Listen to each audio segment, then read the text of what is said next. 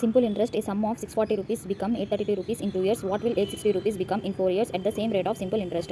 So మనకి simple interest formula ఏంటి? PTR by 100. So ఎంత అని ఇచ్చారు ఇక్కడ ప్రిన్సిపల్ 640, టైం ఎంతంట 2 years. So rate of interest మనం కనుక్కోవాలి, డివైడెడ్ బై 100. సింపుల్ ఇంట్రెస్ట్ ఎంత? ఇక్కడ 640 కాస్తే 832 అయింది, అంటే ప్రిన్సిపల్ ఇక్కడ అమౌంట్. సో ఇటు యొక్క డిఫరెన్స్ ఏమవుతుంది మనకి? సింపుల్ ఇంట్రెస్ట్ అవుతుంది. సో 832 మైనస్ 640 ఎంత? 192. సో దీన్ని క్యాలిక్యులేట్ చేస్తే మనకి రేట్ ఆఫ్ ఇంట్రెస్ట్ వాల్యూ ఎంత వస్తుంది? 15% వస్తుంది. సో ఇప్పుడు మనం ఏం చేయాలి? సింపుల్ ఇంట్రెస్ట్ కనుక్కోవాలి. దేనికి?